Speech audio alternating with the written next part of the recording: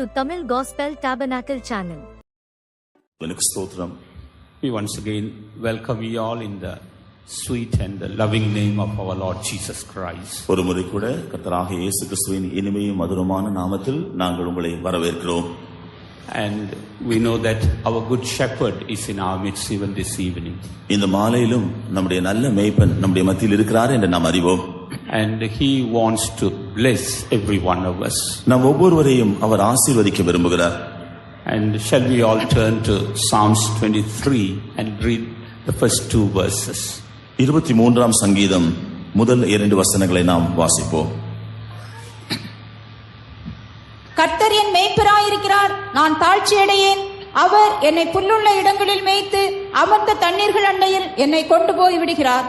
The Lord is my shepherd, I shall not want. He maketh me to lie down in green pastures. He leadeth me beside the still waters. Praise be to God. தேவனுக்கு ஸ்தோத்திரம். Here we see what the psalmist says. இங்கே சங்கீதக்காரன் என்ன சொல்லுகிறான் என்று நாம் காண்கிறோம். He is telling it with an assurance because he had that experience. தன்னுடைய ஜீவியத்தில் ஒரு அனுபவம் இருந்தபடியினால் நிச்சயத்தோடு அதை இங்கே சொல்லுகிறார். Many of us know this psalm, or almost all of us here we know this psalm, but as to whether we have the experiences mentioned here, that's the question. நம்ம எல்லாருக்கும் இந்த 23ஆம் சங்கீதம் நன்றாக தெரியும். என்றாலும் இந்த சங்கீதத்தில் சொல்லப்பட்டிருக்கிறதான அர்த்தங்கள் நம்முடைய ஜீவியத்தில் இருக்கிறதா என்பதுதான் கேள்வி. We need to have all these experiences. இந்த எல்லா அனுபவங்களும் நமக்கு அவசியமானவைகள். And that's what God desires concerning you and concerning me. இதைதான் உங்களை குறித்தும் என்னை குறித்தும் தேவன் விரும்புகிறார். Praise be to God. தேவனுக்கு ஸ்தோத்திரம். Here he says, the Lord is my shepherd, I shall not want. இங்கே அவர் சொல்கிறார், கர்த்தர் என் மேய்ப்பராய் இருக்கிறார், நான் தாழ்ச்சி அடையேன். That itself shows that we have various need in our lives. இதுவே நம்முடைய ஜீவியத்தில் अनेक தேவைகளுள்ளவர்களாக நாம் இருக்கிறோம் என்கிறதை காண்பிக்கிறது. And man often feels that he is lacking something in his life. மனுஷன் அடிக்கடி தன்னுடைய ஜீவியத்தில் காணப்படுகிற குறைவுகள் அல்லது தேவைகளை அவன் உணர்கிறவனாய் இருக்கிறான். He is not satisfied in this world. இந்த உலகத்திலே அவன் திருப்தி அடைய முடியவில்லை. When you look at even the greatest person on this earth, he still have some lack in his life. இந்த உலகத்திலே மிகப்பெரிய மனுஷனை கூட நாம் பார்த்தாலும் தன்னுடைய ஜீவியத்தில் அவனும் கூட ஏதோ ஒரு குறைவுள்ளவனாகவே இருக்கிறான். All of us we feel that we are lacking something. நம்முடைய ஜீவியத்தில் நாம் எல்லாருமே ஏதோ ஒன்று நமக்கு குறைவா இருக்கிறதை உணர்கிறோம். It is only God who can satisfy our longings. நம்முடைய வாஞ்சைகள் அல்லது நம்முடைய ஆவல்களை எல்லாம் தேவன் மாத்திரமே திருப்தி செய்ய முடியும். It's only God who can meet our needs. நம்முடைய தேவைகளை எல்லாம் தேவன் மாத்திரமே சந்திக்க முடியும். If God is to meet our needs, we have to accept him as our shepherd. தேவன் நம்முடைய தேவைகளை சந்திக்க வேண்டும் என்றால் அவரை நம்முடைய மேய்ப்பராக நாம் ஏற்றுக்கொள்ள வேண்டும். We have to submit ourselves as a sheep into his hands. அவருடைய கரங்களில் ஆடுகளைப் போல நாம் நம்மை ஒப்பு கொடுக்க வேண்டும். Unless we surrender, he can't take hold of our hands and lead us. நாம் அவ்விதமாக நம்மை ஒப்படைக்காவிட்டால் அவர் நம்முடைய கரத்தை பிடித்து நம்மை நடத்த முடியாது. Unless we surrender ourselves into his hands, he cannot supply our needs. அவருடைய கரங்களில் நாம் நம்மை ஒப்பு கொடுக்காவிட்டால் நம்முடைய தேவைகளை அவர் நமக்கு தர முடியாது. That's why the preacher says in Proverbs 3rd chapter, ஆகவேதான் நீதிமொழிகளில் ஞானி சொல்கிறான் 3ஆம் அதிகாரம், he says that acknowledge the Lord in all your ways. உன்னுடைய வழிகளெல்லாம் நீ கர்த்தரை நினைத்துக்கொள் அல்லது அங்கீகரித்துக்கொள் என்று சொல்கிறான். Then he will guide you in the right path. அப்பொழுது அவர் உன்னை சரியான வழியிலே நடத்துவார்.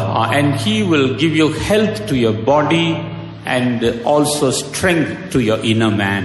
அவர் உன்னுடைய சரீரத்திற்கு ஆரோக்கியத்தையும் உள்ளான மனுஷனுக்கு பலனையும் கொடுப்பார். Praise be to God. தேவனுக்கு ஸ்தோத்திரம். So when we come to God, he satisfies both our physical man and our spiritual man. ஆகவே நாம் தேவனிடத்தில் வரும் பொழுது சரீர பிரகாரமாக நம்முடைய மனுஷனையும் நம்முடைய உள்ளான மனுஷனையும் அவர் திருப்திப்படுத்த வல்லவராக இருக்கிறார். This shepherd here, we see how he is able to look into every area of our lives. இந்த மேய்ப்பன் நம்முடைய ஜீவியத்தில் காணப்படுகிறதான உதவி செய்ய வேண்டிய அந்த பகுதிகளை காண்கிறவராக இருக்கிறார். He is able to help in every part of our life. நம்முடைய ஜீவியத்தின் ஒவ்வொரு பகுதியிலும் அவர் உதவி செய்ய வல்லவராக இருக்கிறார். Whether it be anything that you may not even understand, but still he is able to look into that part and help us. அந்த காரியம் என்னவா இருந்தாலும் ஒருவேளை நீங்கள் அதை சரியாக விளங்கிக் கொள்ள முடியாமல் இருக்கலாம் என்றாலும் அந்த பகுதியும் அவர் நோக்கி பார்த்து உதவி செய்ய வல்லவராக இருக்கிறார். Praise be to God. தேவனுக்கு ஸ்தோத்திரம். And the psalmist had a very good knowledge of the shepherd and a good experience with this shepherd. சங்கீதக்காரன் மேய்ப்பனை பற்றியதான ஒரு நல்ல அறிவுடையவனாகவும் மேய்ப்பனோடு நல்ல அனுபவம் உடையவனாகவும் காணப்பட்டான். He knew the Lord as his shepherd. கர்த்தரை தன்னுடைய மேய்ப்பராக அவன் அறிந்திருந்தான். He knew the Lord as his shepherd when he himself was a shepherd. அவன் ஒரு மேய்ப்பனாக இருக்கிற அதே வேளையில் கர்த்தர் தன்னுடைய மேய்ப்பனாக இருக்கிறார் என்பதை அறிந்திருந்தான். He knew the Lord as his shepherd when he was an armor bearer to King Saul. அவன் சவுலுக்கு ஆயுததாரியாக இருந்த பொழுதிலும் கர்த்தர் தன்னுடைய மேய்ப்பனாக இருக்கிறார் என்றும் அறிந்திருந்தான். He knew the Lord as his shepherd when he was a soldier. அவன் ஒரு போர் வீரனாக இருந்த பொழுதிலும் கர்த்தர் தன்னுடைய மேய்ப்பராக இருக்கிறார் என்று அறிந்திருந்தான். He knew the Lord as his shepherd when he was the captain of Saul's army. சவுலுடைய சேனையின் அதிபதியாக இருந்த பொழுதிலும் அவன் கர்த்தர் தனக்கு மேய்ப்பராக இருக்கிறார் என்பதை அறிந்திருந்தான். And when he fled from the hands of Saul and was a fugitive in the wilderness, there too he experienced the Lord as his shepherd. சவுலின் கைக்கு தப்பி அவன் ஓடி வனாந்தரத்தில் அலைந்து திரிகிறவனாய் இருந்த பொழுதிலும் கர்த்தர் தனக்கு மேய்ப்பராக இருக்கிறார் என்று அறிந்திருந்தான். And later when he came back to the kingdom of Israel as a king, he enjoyed the Lord as a shepherd. கடைசியாக அவன் இஸ்ரவேல் ராஜ்யத்தின் ராஜ்யமாக அவன் திரும்பி வந்த பொழுதிலும் கூட கர்த்தர் தன்னுடைய மேய்ப்பர் என்று அறிந்திருந்தான். Praise be to God. தேவனுக்கு ஸ்தோத்திரம். We are seated here and we may be in different category. இங்கே நாம் வீட்டில் இருக்கிறான் உட்கார்ந்து இருக்கிற நாமும் கூட இப்படிப்பட்ட பல தரப்பட்ட நிலைமைகளில் காணப்படலாம். We may be young, we may be old. நாம் ஒருவேளை இளைஞரா இருக்கலாம் அல்லது முதியோரா இருக்கலாம். We may be even a little child. அல்லது சிறு குழந்தையாக இருக்கலாம். But the fact remains that the Lord is our shepherd. என்றாலும் கர்த்தர் நம்முடைய மேய்ப்பனாக இருக்கிறார் என்கிற உண்மை காணப்படுகிறது. He can be a shepherd to any person. அவர் எந்த நபருக்கும் மேய்ப்பராக இருக்கக்கூடும். And he is able to understand any person. எந்த மனுஷனையும் அவர் நன்றாக விளங்கிக் கொள்ள முடியும். So even this evening let us submit ourselves in the hands of the Lord. ஆகவே இந்த மாலையிலும் நாம் நம்மை கர்த்தருடைய கரத்திலே அர்ப்பணிப்போமாக. Let us trust on that shepherd this evening. இந்த மாலையிலே அந்த மேய்ப்பரை நாம் சார்ந்து கொள்வோம், நம்பிக்கை வைப்போம். And let us enjoy the blessings that comes from the shepherd. அந்த மேய்ப்பனிடத்திலிருந்து வருகிறதான ஆசீர்வாதங்களை நாம் பெற்று அனுபவிப்போமாக. Praise be to God. தேவனுக்கு ஸ்தோத்திரம். Here we see how the psalmist compares the Lord to the shepherd and every man to a sheep. இங்கே எவ்விதமாக கர்த்தர் மேய்ப்பராக இருக்கிறார் என்றும் ஒவ்வொரு மனுஷனும் எவ்விதமாக ஆடுகளைப் போல் இருக்கிறார்கள் என்றும் இங்கே சங்கீதக்காரன் ஒப்பிட்டு பேசுகிறான். In the creation of God we see various animals. தேவனுடைய சிருஷ்டிப்பிலே अनेक மிருகங்களை நாம் பார்க்கிறோம். And out of that here the psalmist chooses the sheep in order to compare man. இந்த எல்லா மிருகங்களிலும் மனுஷனோடு ஒப்பிடும்படியாக இந்த ஆட்டை தான் அவன் சங்கீதக்காரன் தெரிந்து கொண்டான். Praise be to God. தேவனுக்கு ஸ்தோத்திரம். When we look at the qualities of the sheep, இந்த ஆட்டினுடைய தன்மைகள் குணாதிசயங்களை நாம் பார்த்தால் there are good qualities and there are also negative qualities. அவைகளுக்கு சில நல்ல தகுதிகள் உள்ளன, சில எதிர்மாறான தகுதிகளும் உள்ளன. When we look at the positive or the good qualities in a sheep, ஒரு ஆட்டில் காணப்படுகிறதான நல்ல தன்மைகளை நாம் கவனித்தால் first of all it is a meek animal. முதலாவதாக அது சாந்தம் உள்ளதான ஒரு மிருகம். It doesn't attack anyone. அது ஒருவரையும் எதிர்த்து தாக்காது. It doesn't hurt anyone. ஒருவரையும் அது பாதிக்கப்படும்படியாய் செய்யாது. Praise be to God. தேவனுக்கு ஸ்தோத்திரம். And secondly we see that this sheep has got a special understanding about the seasons. அது மாத்திரமல்ல, இந்த ஆட்டிற்கு காலங்களை குறித்ததான ஒரு விசேஷமான அறிவு இருக்கிறது. Though this sheep looks very meek, but we see it has got a understanding about the seasons. இந்த ஆடு பார்ப்பதற்கு பார்வையிலே மிகவும் பலவீனமா இருக்கிறதை போல இருந்தாலும் காலங்களை குறித்ததான ஒரு அறிவு அதற்கு இருக்கிறது. It seems when he goes to the top of the mountain or the hill to graze, அது புல் மேயும்படியாக மலைகளின் உச்சியிலே செல்லும் பொழுது and if it knows that it is going to snow, அங்கே பனி பனி பனி பனி பெய்ய போகிறது என்கிறதை அது அறிந்து கொள்ளும் மாத்திரத்தில் immediately it will come down. அது உடனடியாக கீழே வந்துவிடும். And by that people will know that it's going to snow very soon. அதன் மூலமாக ஜனங்கள் பனி பெய்ய போகிறது என்கிறதை அறிந்து கொள்வார்கள். See, it's able to understand what's going to happen. என்ன சம்பவிக்க போகிறது என்கிறதை அது நன்றாக அறிந்து கொள்ளக்கூடியதா இருக்கிறது. Today the Lord wants every one of us as his sheep to understand the season and the times. இவ்விதமாக காலங்களையும் வேளைகளையும் நன்றாக அறிந்து கொள்ளக்கூடியதான ஆடுகளைப் போல நாம் காணப்பட வேண்டும் என்று நாம் ஒவ்வொருவரையும் குறித்து கர்த்தர் விரும்புகிறார். It is God who has put this understanding in the mind of a sheep. இந்த ஆடுகளின் மனதிலே இந்த அறிவை கொடுத்தது தேவன்தான்.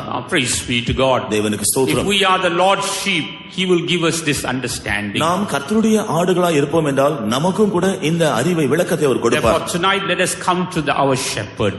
ஆகவே இன்றிரவு நாம் நம்முடைய மேய்ப்பரிடத்தில் வருவோமாக. So far we may have been ignorant about the times that we are in. இதுவரையிலும் நாம் இருந்ததான காலங்களை அறியாதவர்களாக நாம் இருந்திருக்க கூடும். We may not have understood the seriousness of the times in which we are in. நாம் காணப்படுவதான காலத்தினுடைய முக்கியத்துவம் அல்லது அதனுடைய மிக முக்கியத்துவத்தை சரியாக அறியாதவர்களாக இருந்திருக்கலாம். But tonight if we come to the Lord Jesus, if you come to the shepherd Jesus, he will give you that understanding. ஆனால் இன்றிரவு நம்முடைய கர்த்தராகிய இயேசு கிறிஸ்துவாகிய மேய்ப்பனிடத்தில் நாம் வருவோம் என்றால் அவர் அந்த அறிவை நமக்கு கொடுப்பார். Praise be to God. தேவனுக்கு ஸ்தோத்திரம். And next we see this sheep doesn't live alone. It lives as a group in a flock. அடுத்தபடியாக இந்த ஆடு தனிமையாக ஜீவிக்கிறதில்லை, அது ஒரு கூட்டமாக தான் ஜீவிக்கிறது. And it also depends on one another. அது ஒன்று மற்றொன்றை சார்ந்து தான் ஜீவிக்கிறது. When it's very cold in the winter season, குளிர்காலத்தில் மிகவும் குளிராக இருக்கிற வேளையிலும் கூட they all get together and lie down together. அவைகளெல்லாம் ஒன்று சேர்ந்து படுத்துக்கொள்ளும். So that they may not feel the cold that affects them. அது நிமித்தமாக அந்த குளிர் தங்களை தாக்காதபடி அவைகளுக்கு பாதுகாத்துக் கொள்ளும். Not only that, in time of winter when they can't get pastures, they eat the wool that is found in one another. Wool and the ரோமத்தை சாப்பிடுறாங்க. அதே போலவே மழை காலத்திலே அவைகளுக்கு மேய்ச்சல் இல்லாமல் இருக்கும் பொழுது அவைகள் ஒன்றினுடைய அந்த ரோமத்தை அது சாப்பிடுகிறது. And it is able to live by eating that. அவைகளை புசித்து ஜீவிக்க அதுக்கு அறிந்திருக்கிறது. Sometimes when we hear this, it looks quite beyond our imagination. இதை நாம் கேள்விப்படும் பொழுது இது ஏதோ நம்முடைய கற்பனைக்கு அப்பாற்பட்ட ஒரு காரியமா இருக்கிறது. Praise be to God. தேவனுக்கு ஸ்தோத்திரம். This shows how the sheep is a very unselfish animal. இது இந்த ஆடு எவ்விதமாய் தன்னலமற்றதான ஒரு மிருகமாக இருக்கிறது என்கிறதை காண்பிக்கிறது. So also God's people should be unselfish. இவ்விதமாகவே தேவனுடைய ஜனங்களும் கூட தன்னலமற்றவர்களாய் இருக்க வேண்டும். And one good quality that a child of God needs to go to heaven is this unselfish nature. பரலோக ராஜ்யத்திற்கு போகும்படியாக ஒரு தேவனுடைய பிள்ளைக்கு மிகவும் அவசியமா இருக்கிறதான ஒரு தகுதி என்னவென்றால் சுயநலமற்ற ஜீவியம்.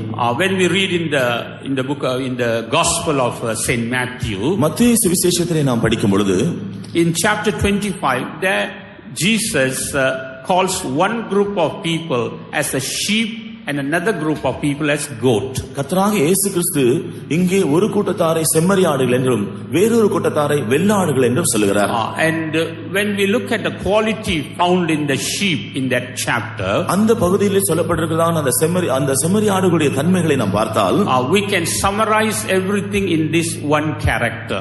அந்த சொல்லப்பட்டிருக்கிற எல்லா பகுதிகளையும் இந்த ஒரு குறிப்பிட்டதான குணாதிசயத்தில் சார்ந்திருக்கிறதை நாம் பார்க்கலாம். That is unselfish nature. அதுதான் சுயநலமற்ற ஒரு சுபாவம். Praise be to God. தேவனுக்கு ஸ்தோத்திரம். They were willing to care for others. அவைகள் மற்றவர்களுக்காக பாரப்படக்கூடியவர்களாய் இருக்கிறது. They were not selfish and they were not always thinking about themselves. அவைகள் சுயநலம் உள்ளவர்களாய் இருந்து தங்களை குறித்து மாத்திரம் எப்போதும் சிந்திப்பதில்லை. They did not even realize that they were helping others. அவைகள் மற்றவர்களுக்கு உதவி செய்கிறதை கூட அவர்கள் சரியாக அறியாமல் இருக்கின்றன. Without their knowledge they were helping others and caring for அவைகள் others. தங்கள் அறியாமலேயே மற்றவர்களுக்கு உதவி செய்யக்கூடியவர்களாய் இருக்கின்றன. Praise be to God. தேவனுக்கு ஸ்தோத்திரம். That's why looking at them the father will say, come thou blessed of the Lord. ஆகவேதான் அவர்களை பார்த்து பிதாவானவர் என் பிதாவினால் ஆசீர்வதிக்கப்பட்டவர்களே என்று சொல்லி கர்த்தர் சொல்கிறார். Enter into your place which has been prepared for you from the foundation of the world. உலக தோற்றம் முன்பாக உங்களுக்காக ஆயத்தம் பண்ணப்பட்டிருக்கிறதான ராஜ்யத்தை நீங்கள் சுதந்திரித்துக் கொள்ளுங்கள். Praise be to God. தேவனுக்கு ஸ்தோத்திரம். And then the Lord started telling them what all they did while they were on this earth.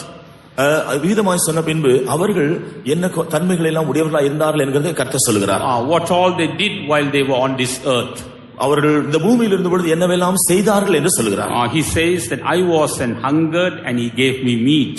நான் பசியா இருந்தேன் எனக்கு போஜனம் கொடுத்தீர்கள். I was thirsty and he gave me drink. நான் தாகமா இருந்தேன் எனக்கு தாகம் தீர்த்தீர்கள். I was a stranger and he took me in. அந்நியனா இருந்தேன் என்னை சேர்த்துக் கொண்டீர்கள். Naked and he clothed me. வஸ்திரம் இல்லாமல் இருந்தேன் வஸ்திரம் கொடுத்தீர்கள். I was sick and he visited me. வியாதியா இருந்தேன் என்னை விசாரிக்க வந்தீர்கள். I was in prison and he came unto me. காவலில் இருந்தேன் என்னை பார்க்க வந்தீர்கள். Then shall the righteous answer him and saying, Lord, when saw we thee and hungered and fed thee, or thirsty and gave thee drink? அப்பொழுது நீதிமான்கள் அவருக்கு பிரதியுத்தரமாக, ஆண்டவரே, நாங்கள் எப்பொழுது உம்மை பசியுள்ளவராக கண்டு உமக்கு போஜனம் கொடுத்தோம், எப்பொழுது உம்மை தாகமுள்ளவராக கண்டு உமக்கு உம்முடைய தாகத்தை தீர்த்தோம்? When saw we thee a stranger and took thee in, or naked and clothed thee, or when saw we thee sick or in prison and came unto thee? எப்பொழுது உம்மை அந்நியராக கண்டு உம்மை சேர்த்துக் கொண்டோம், எப்பொழுது உம்மை வஸ்திரம் இல்லாதவராக கண்டு உம்மை உமக்கு வஸ்திரம் கொடுத்தோம், எப்பொழுது உம்மை வியாதியுள்ளவராகவும் காவலில் இருக்கிறவராகவும் கண்டு உம்மிடத்தில் வந்தோம் என்பார்கள். And the king shall answer and say unto them, Verily I say unto you, inasmuch as ye have done it unto one of the least of these my brethren, ye have done it unto me. அதற்கு ராஜா பிரதியுத்தரமாக, மிகவும் சிறியவராகிய என் சகோதரரான இவர்களில் ஒருவனுக்கு நீங்கள் எதை செய்தீர்களோ அதை எனக்கே செய்தீர்கள் என்று மெய்யாகவே உங்களுக்கு சொல்லுகிறேன் என்பார். Praise be to God. தேவனுக்கு ஸ்தோத்திரம். Earlier we saw they lived together as a flock.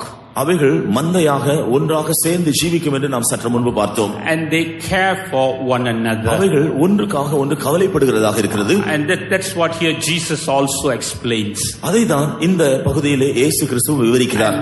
And when we speaks about the goat group of people, ஆனால் வெள்ளாடுகள் அந்த கூட்டத்தை சேர்ந்த ஜனங்களை குறித்து அவர் சொல்லும் பொழுது, he says that I was an hungered and he gave me no meat.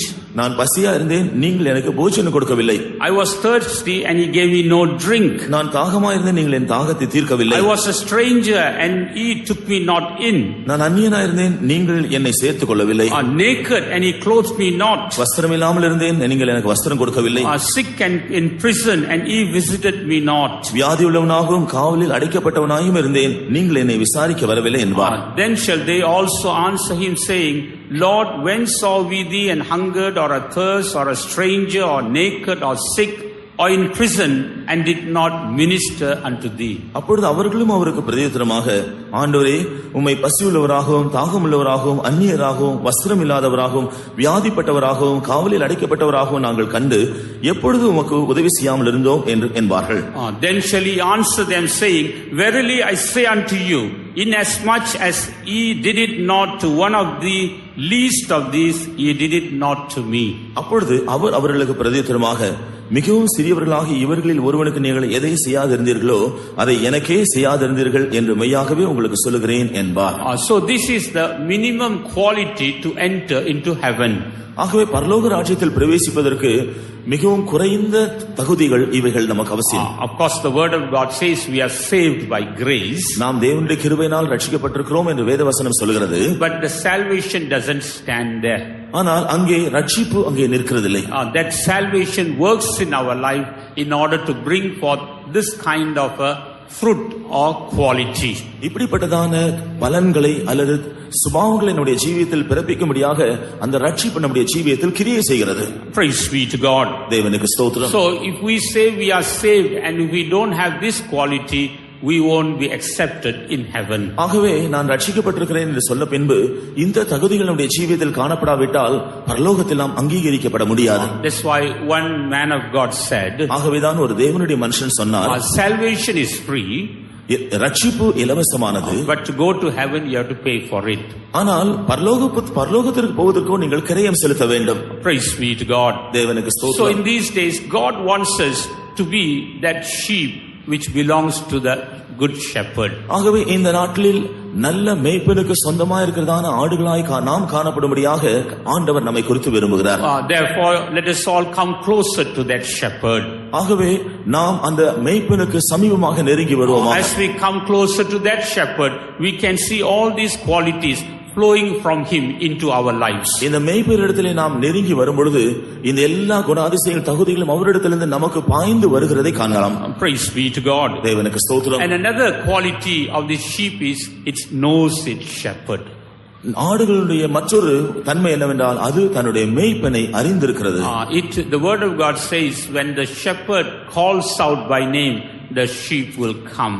வேதவசனம் சொல்கிறது மேய்ப்பன் தன்னுடைய ஆடுகளை பெயர் சொல்லி அழைக்கும் பொழுது அவைகள் அவனிடத்தில் வரும்.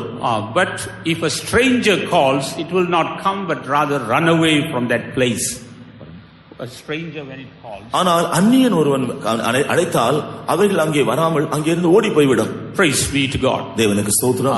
As a sheep we must know the voice of our shepherd.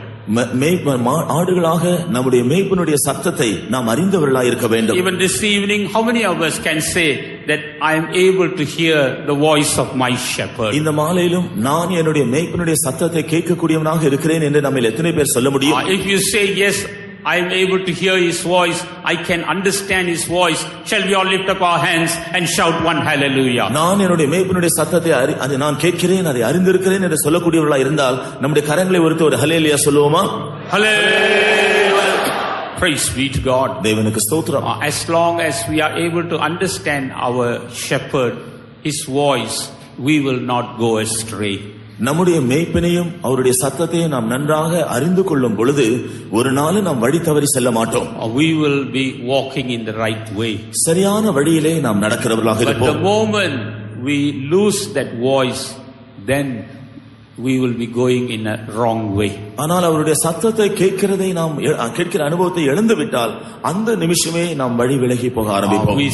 We will be hearing so many strange voices. நாம் பலவிதமான அந்நிய சத்தங்களை கேட்கக்கூடியவர்களாக இருப்போம். Even tonight let us come close to our shepherd. ஆகவே இன்று இரவும் நம்முடைய மேய்ப்பனிடத்தில் நாம் நெருங்கி வருவோமாக. If there is anyone who has lost that voice, you can come close to the shepherd tonight. மேய்ப்பனுடைய சத்தத்தை கேட்க கூடாதபடி அந்த அனுபவத்தை இழந்து போயிருக்கிற யாராகிலும் இருந்தாலும் இந்த இரவு நீங்கள் மேய்ப்பனிடத்திலே நெருங்கி வாருங்கள். And he is waiting for you. அவர் உங்களுக்காக காத்திருக்கிறார். Once again he will accept you as his sheep. மறுபடியுமாக அவருடைய ஆடாக உங்களை அவர் ஏற்றுக்கொள்வார். Praise be to God. தேவனுக்கு ஸ்தோத்திரம். And we can also see a few negative qualities in a sheep. அதே போல இந்த ஆடுகளில் சில எதிர்மறையான தன்மைகளை நாம் பார்க்கிறோம். We see that this sheep is simple and ignorant. இந்த ஆடானது மிகவும் எளிமையானதாக, அது அறியாமை உள்ளதாக காணப்படுகிறது. It cannot lead itself. அது தானாக தன்னை நடத்திக் கொள்ள முடியாது. It always tries to follow someone or somebody. யாரையாகிலும் தான் அது எப்போதும் பின்பற்றக்கூடியதாக இருக்கிறது. Praise be to God. தேவனுக்கு ஸ்தோத்திரம். And as a simple animal, it cannot understand. அது ஒரு சாதுவான மிருகமா இருக்கிறபடினால போதிய அறிவதற்கில்லை. It is ignorant. அது அறியாமை உள்ள ஒரு மிருகமா இருக்கிறது. Every man is simple and ignorant.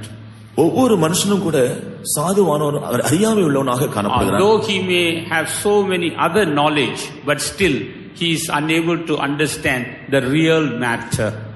அவன் பல காரியங்களை அறிந்து கொள்ளக்கூடிய மற்ற அறிவை உடையவனாக இருந்தாலும் உண்மையான காரியத்தை அறிந்து கொள்ள கூடாதவனாக காணப்படுகிறான். That's why every man, God looks at him as an ignorant person. ஆனபடியால்தான் ஒவ்வொரு மனுஷனையும் தேவன் ஒரு அறியாமையுள்ள மனுஷனாய் காண்கிறார். And all the sins that we commit before coming to know the Lord, கர்த்தரை நாம் அறிந்து கொள்ளும்படியான அந்த அனுபவத்திற்கு வருவதற்கு முன்பாக நாம் செய்த எல்லா பாவங்களும் God considers them as if we have done it ignorantly. நாம் அறியாமையினால் அதை செய்தோம் என்று தேவன் அதை குறித்து நினைக்கிறார். In other words, God looks at every person as ignorant. அல்லது தேவன் ஒவ்வொரு மனுஷனையும் அறியாமை உள்ளவனாக காண்கிறார்.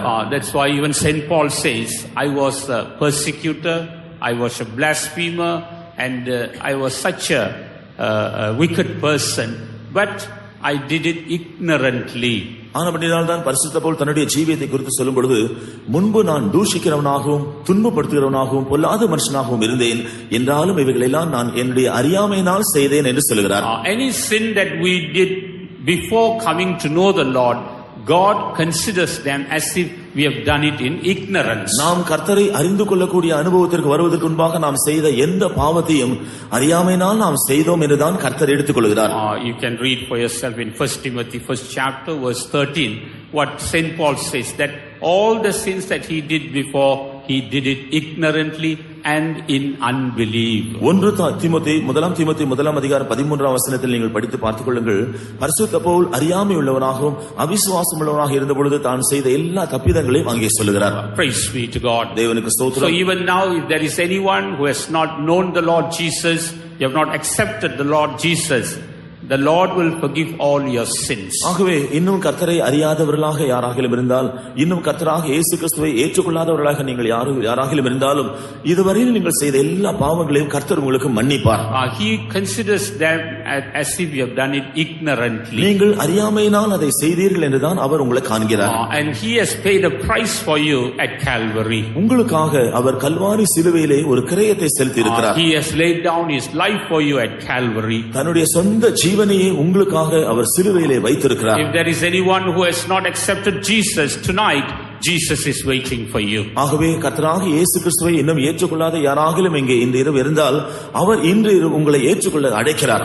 If you are here as a sheep who does not know the shepherd, the Lord Jesus as a good shepherd is waiting for you. மேய்ப்பனை அறியாத ஆடுகளைப் போல யாராகிலும் இங்கே இருப்பீர்கள் என்றால், உண்மையான நல்ல மேய்ப்பனாகிய இயேசு கிறிஸ்து உங்களை அழைக்கிறார். And if you come to him, he will not reject you. நீங்கள் அவரிடத்தில் வந்தால் அவர் உங்களை புறம்பே தள்ள மாட்டார். You can be the worst person, you can be the most worst sinner, he will not reject you. நீங்கள் ஒரு மோசமான மனுஷனாக, ஒரு மோசமான பாவியாக இருந்தாலும் அவர் உங்களை தள்ள மாட்டார். Even tonight he is waiting for you as a good shepherd. இன்றிரவும் ஒரு நல்ல மேய்ப்பனாக உங்களுக்காகவே அவர் காத்திருக்கிறார். The word of God says, as a good shepherd he came and laid down his life for you and for me. வேதவசனம் சொல்கிறது, நல்ல மேய்ப்பனாக அவர் உங்களுக்காகவும் எனக்காக இந்த பூமியில் வந்து தன்னுடைய ஜீவனையே கொடுத்தார். Therefore we need that good shepherd.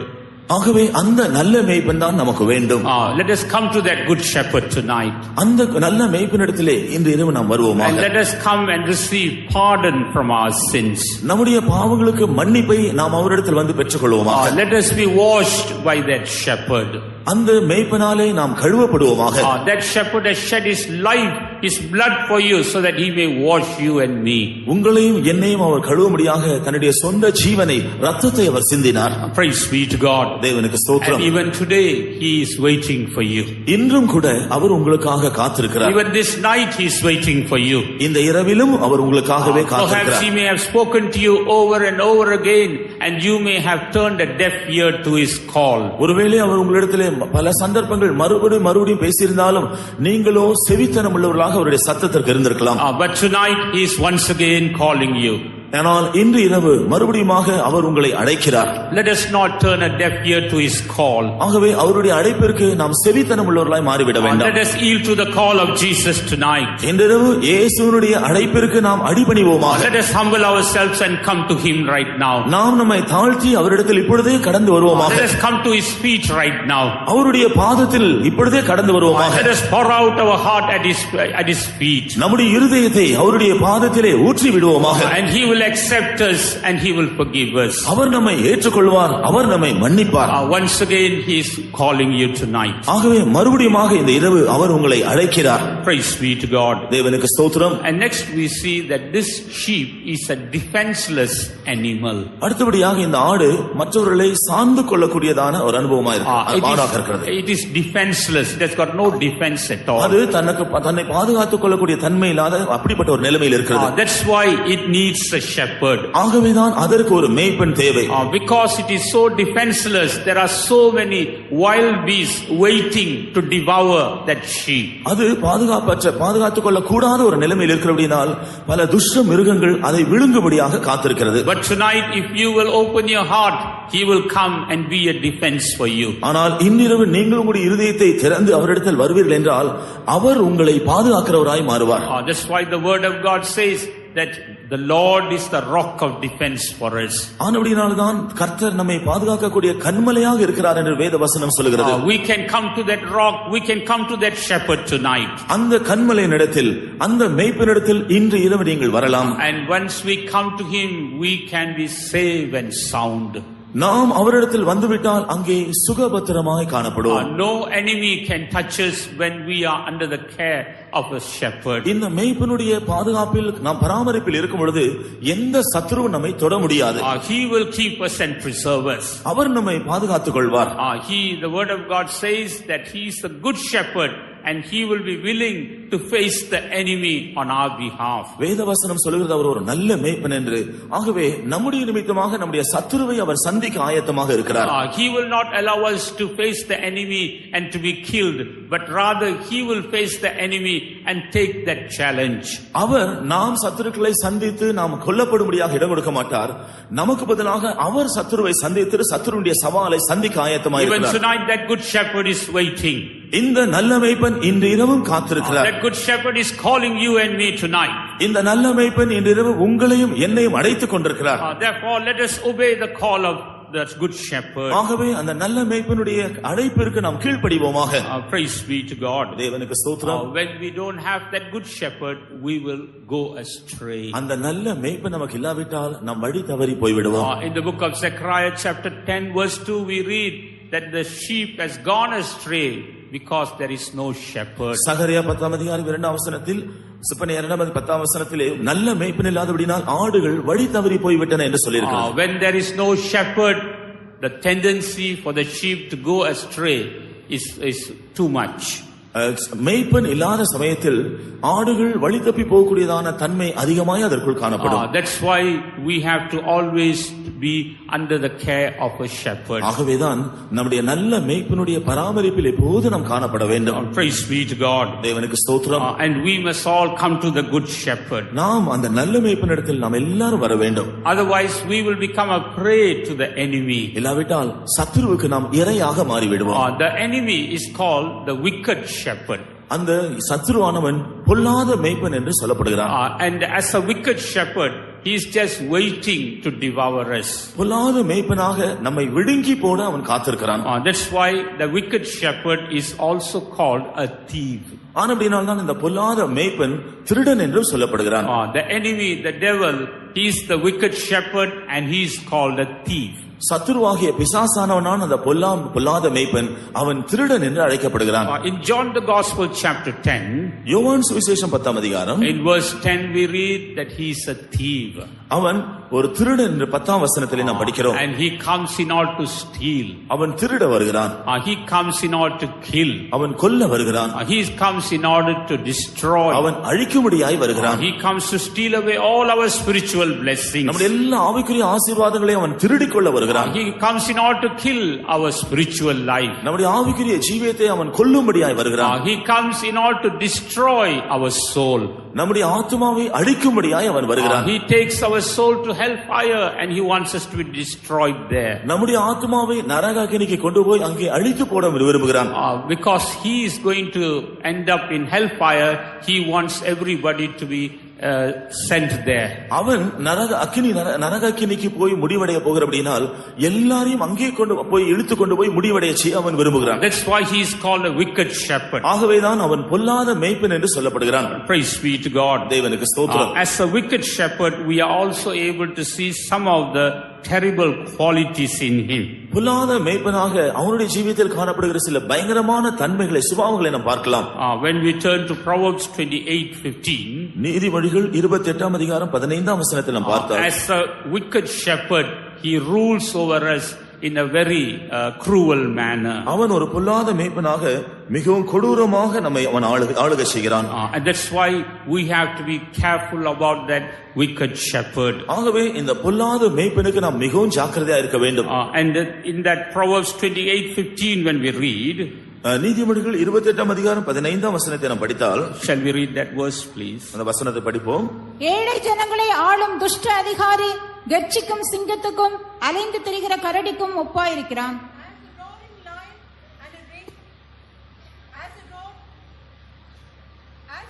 lion and a raging bear, so is a wicked ruler over the poor So here we read about the wicked shepherd. இங்கே பொல்லாத மேய்ப்பனை குறித்து நாம் படிக்கிறோம். He rules over the poor people with such wickedness. அவன் ஏழை ஜனங்களை அவன் துன்மார்க்கத்தோடு பொல்லாப்போடு அவன் ஆளுகை செய்கிறான். Every man is poor in the sight of God. ஒவ்வொரு மனுஷனும் தேவனுடைய பார்வையில் எளிமையாக ஏழையாக இருக்கிறான். But only he doesn't realize that. ஆனால் மனுஷனும் அதை உணர்கிறதில்லை. He thinks that he has everything. அவன் தனக்கு எல்லாம் இருக்கிறது என்று நினைக்கிறான். And therefore this wicked shepherd rules over him. ஆனபடியால் இந்த பொல்லாத மேய்ப்பன் அவனை ஆண்டு கொள்ளுகிறான். Even like the church of Laodicea, Laodicea சபையை குறித்து நாம் பார்க்கும்போது they thought that they had everything. அவர்கள் தங்களுக்கு எல்லாம் இருக்கிறது என்று நினைத்தார்கள். They thought that they were very rich. அவர்கள் மிகவும் ஐஸ்வரியவான்கள் என்று நினைத்தார்கள். But the Lord looked at them and said, you are poor miserable church. ஆனால் கர்த்தர் அவர்களை நோக்கி பார்த்து நீங்கள் தரித்திரரும் மிகவும் பரிதபிக்கப்பட்டவர்களாக இருக்கிறீர்கள் என்று சொன்னார். Praise be to God. தேவனுக்கு ஸ்தோத்திரம். Every man is poor and miserable in the sight of God. ஒவ்வொரு மனிதனும் கர்த்தருடைய பார்வையில் மிகவும் தரித்திரனாகவும் பரிதபிக்கப்பட்டவனாகவும் இருக்கிறான். But he doesn't realize that. ஆனால் மனுஷனோ அதை விளங்கி உணராமல் இருக்கிறான். It is that wicked shepherd who has blinded his eyes. இந்த பொல்லாத மேய்ப்பன் தான் கண்களை குருடாக்கி வைத்திருக்கிறான். So that he could rule over them. அதனால் அவன் அவர்களை ஆளுகை செய்யும்படியாக அப்படி செய்கிறான். He rules over them with cruelty. அவன் கொடூரமாக அவர்களை ஆளுகை செய்யும்படியாக அப்படி செய்திருக்கிறான். Here we read about the wicked shepherd. இங்கே பொல்லாத மேய்ப்பனை குறித்து நாம் படிக்கிறோம். He is called a roaring lion. அவன் கர்ச்சிக்கிற சிங்கம் என்று சொல்லப்படுகிறான். He goes on roaring against these poor souls. இந்த ஏழை ஆத்துமாக்கள் நோக்கி அவன் எப்போதும் கர்ச்சித்துக் கொண்டே போகிறான். By roaring he is frightening them. தன்னுடைய கர்ச்சிப்பினால் அவர்களை அவன் பயமுறுத்துகிறான். He is discouraging them. அவர்களை அதைரியப்படுத்துகிறான். He tries to swallow them up. அவர்களை விழுங்கி போட பார்க்கிறான். That is the work of this wicked shepherd. அதுதான் இந்த பொல்லாத மேய்ப்பனுடைய சுபாவம். The enemy is called the wicked shepherd. சத்துருவானவன் தான் பொல்லாத மேய்ப்பன் என்று சொல்லப்படுகிறான். How many of us are filled with fear tonight? How many of us are filled with fear tonight? இங்கே இருக்கிற நாம் எத்தனை பேர் பயமுடையவர்களாய் பயத்தில் நிறைந்திருக்கிறோம்? How many of us are discouraged tonight? இன்றிரவு நாம் எத்தனை பேர் அதைரியப்பட்டு இருக்கிறோம்? How many of us feel that we are being swallowed up or devoured by the enemy? சத்துருவினால் நாம் விழுங்கப்பட்டிருக்கிறேன் என்று எத்தனை பேர் நாம் உணர்ந்து கொண்டிருக்கிறோம்? That be so, we have not come to the good shepherd. அப்படி இருந்தால் நாம் நல்ல மேய்ப்பனிடத்தில் வரவில்லை. Let us come to the good shepherd tonight and get a deliverance. நல்ல மேய்ப்பனிடத்தில் இந்த இரவு நாம் வந்து விடுதலையை பெற்றுக்கொள்வோமாக. He is waiting to deliver us from that wicked shepherd. அந்த பொல்லாத மேய்ப்பனிடத்திலிருந்து அவர் நம்மை விடுதலையாக்க காத்துக் கொண்டிருக்கிறார். He wants to take away all fear from our lives. நம்முடைய ஜீவியத்திலிருந்து எல்லா பயத்தையும் அவர் எடுத்து போட விரும்புகிறார். He wants to give us the boldness to face any situation. எந்த சூழ்நிலைகளையும் சந்திக்கும்படியாக நம்மை தைரியப்படுத்த விரும்புகிறார். Praise be to God. தேவனுக்கு ஸ்தோத்திரம். In Amos chapter 3 verse 12, Amos 3ஆம் அதிகாரம் 12ஆம் வசனத்தில் there we read what happens when a sheep is caught in the mouth of a lion. ஒரு சிங்கத்தின் வாயிலே ஆடு சிக்கிக் கொண்டால் என்ன சம்பவிக்கும் என்கிறது அங்கே காண்கிறோம். Even if a shepherd tries to deliver only a piece of the ear and the legs will be salvaged. ஒரு மேய்ப்பன் அந்த சிங்கத்தின் வாயிலிருந்து அந்த ஆட்டை தப்புவிக்க பிரயாசப்பட்டாலும் அதனுடைய 2 கால்களோ அதனுடைய காது துண்டோ மாத்திரம்தான் மீதியாக இருக்குமா? Because the enemy devours. ஏனென்றால் சத்துருவானவன் விழுங்கி போடுகிறான். Praise be to God. தேவனுக்கு ஸ்தோத்திரம். That's why the word of God says he's roaring and is roaming as a roaring lion seeking whom he may devour. ஆனபடியால்தான் வேத வசனம் சொல்கிறது எவனை விழுங்கலாமோ என்று கர்ச்சிக்கிற சிங்கம் போல் அவன் வகை தேடி சுற்றித் திரிகிறானாம். Even tonight the Lord is here, the good shepherd is here in order to deliver us from the hands of the roaring lion. ஆனால் அந்த கர்ச்சிக்கிற சிங்கத்தினிடத்திலிருந்து நம்மை விடுவிக்கும்படியாக இன்றிரவு நம்முடைய நல்ல மேய்ப்பனாகிய நம்முடைய கர்த்தர் நம்முடைய மத்தியில் இருக்கிறார். If we put our trust upon the good shepherd, he will deliver us from the hands of this lion. அந்த நல்ல மேய்ப்பன் மேல் நம்முடைய நம்பிக்கை வைப்போம் என்றால் அந்த கர்ச்சிக்கிற சிங்கத்தினிடத்திலிருந்து அவர் நம்மை விடுதலையாக்குவார். Next we see he is also compared to a raging bear. அடுத்தபடியாக பட்சிக்கிற கரடி கோப்பாக அவன் சொல்லப்பட்டிருக்கிறான். And the bear we read it tears and eats. இந்த கரடியானது அது அந்த மிருகத்தை கிழித்து அதன் பின்புதான் புசிக்கிறது. And it will not spare anyone. அது ஒன்றை மீதியாக வைக்காது. Lately I read an article about how some bears attacked some people in Canada. கனடாவிலே சில மனுஷரை எப்படி இந்த கரடிகள் எல்லாம் தாக்கின என்று ஒரு கட்டுரை நான் படித்தேன். If they are hungry, there is no way a person can escape from a bear. ஒரு கரடி பசியா இருக்கும் பொழுது அதற்கு ஒரு மனுஷன் சிக்கிக் கொண்டால் அவன் தப்புவதற்கு வழியே கிடையாதாம். It has got the understanding how to even open the door by turning the knob. கதவினுடைய அந்த தாழ்பாடுகளை எல்லாம் திறந்து எப்படி உள்ளே வர வேண்டும் என்பதும் அவைகள் அறிந்திருக்கிறதா. There was a house where it was not locked but it was just latched. ஒரு வீடு இருந்த ஒரு வீட்டிலே அந்த கதவுகள் தாழ்பால் போடாமல் சும்மா மாட்டி வைத்திருந்தது. And there was a window beside that door. அந்த கதவுக்கு பக்கத்திலே ஒரு ஜன்னல் இருந்ததா. This bear put its hand inside and opened the latch. ஜன்னல் வழியாக இந்த கரடி தன்னுடைய கை விட்டு அதை திறந்து விட்டதா. And went in and attacked the people there and ate 2 people there in that house. அது உள்ளே போய் அங்கிருந்த மனுஷரை தாக்கி அங்கிருந்த 2 பேரை அது சாப்பிட்டு விட்டதாம். Praise be to God. தேவனுக்கு ஸ்தோத்திரம். So the raging bear speaks about how the enemy is waiting greedily to eat up God's people. அலைந்து திரிகிறதான இந்த கரடி எவ்விதமாக தேவனுடைய ஜனங்களை பட்சித்து போடும்படியாக விழுங்கி போடும்படியாக சத்துரு அலைந்து கொண்டிருக்கிறான் என்பதை காண்பிக்கிறது. This also shows how wicked that enemy is, the devil is. சத்துருவாகிய பிசாசானவன் எவ்வளவு பொல்லாதவனாய் இருக்கிறான் என்கிறதையும் இது காண்பிக்கிறது. How he wants to attack God's people and he wants to destroy them. தேவனுடைய ஜனங்களை எவ்விதமாக தாக்கி அழித்து போட அவன் பார்க்கிறான் என்று இது காண்பிக்கிறது. That's why the good shepherd is waiting in order to help us. ஆகவேதான் நமக்கு உதவி செய்ய நம்முடைய நல்ல மேய்ப்பன் காத்துக் கொண்டிருக்கிறார். Even tonight if we come to the good shepherd we can find a deliverance. இந்த இரவு நாம் அந்த நல்ல மேய்ப்பனிடத்தில் வருவோம் என்றால் விடுதலை கண்டடையலாம். It is not the desire of the good shepherd that any one of its sheep should be lost. அவருடைய ஆடுகளில் ஒன்றும் நஷ்டப்பட்டு போவது நல்ல மேய்ப்பனுக்கு விருப்பமே இல்லை. It is his desire that every sheep must be preserved. எல்லா ஆடுகளும் பாதுகாக்கப்பட வேண்டும் என்பதே அவருடைய வாஞ்சையா இருக்கிறது. And for that purpose he is waiting and calling every one of us. அந்த நோக்கத்தோடு அவர் காத்திருக்கிறவராக தான் ஒவ்வொருவரையும் அழைத்துக் கொண்டிருக்கிறார். If we come to him tonight we can see a deliverance. இன்று இரவு அவரிடத்தில் நீங்கள் வருவீர்கள் என்றால் ஒரு விடுதலை நீங்கள் கண்டடைவீர்கள். Praise be to God. தேவனுக்கு ஸ்தோத்திரம். And this wicked shepherd is also compared to a ravening wolf. இந்த பொல்லாத மேய்ப்பன் பட்சிக்கிற ஓநாய்க்கும் கூட அவன் ஒப்பிடப்பட்டிருக்கிறான். In John the Gospel chapter 10 verse 12, யோவான் சுவிசேஷம் 10 அதிகாரம் 12 வசனத்தில் there we see the wicked shepherd is compared to a ravening wolf. இங்கே இந்த பொல்லாத மேய்ப்பன் பட்சிக்கிற ஓநாய்க்கு ஒப்பாக சொல்லப்பட்டிருக்கிறான். He is the enemy, the devil is like a ravening wolf. இந்த சத்துருவானவன் பட்சிக்கிற ஓநாயாக இருக்கிறான். He wants to destroy God's people. தேவனுடைய ஜனங்களை அவன் அழித்து போட பார்க்கிறான். In Ezekiel chapter 22 verse 27, there we see some of the qualities of this wolf. எசேக்கியேல் 22 அதிகாரம் 27 வசனத்தில் இந்த ஓநாயினுடைய சில தன்மைகளை நாம் பார்க்கிறோம். Here the wolf is compared to some wrong character. இங்கே இந்த ஓநாய் என்று சொல்வது சில தவறான சுபாவங்களுக்கு ஒப்பிடப்பட்டிருக்கிறது. The enemy tries to put such characters into God's people also. சத்துருவானவன் இப்படிப்பட்டதான சுபாவங்களை தேவனுடைய ஜனங்களுக்குள் போடும்படியாக பார்க்கிறான். He tries to put in this quality of deceit and hypocrisy. இந்த வஞ்சகம் மாய்மாலம் என்கிறதான இப்படிப்பட்டதான தன்மைகளை கர்த்தருடைய ஜனங்களுக்குள் அவன் போட பார்க்கிறான்.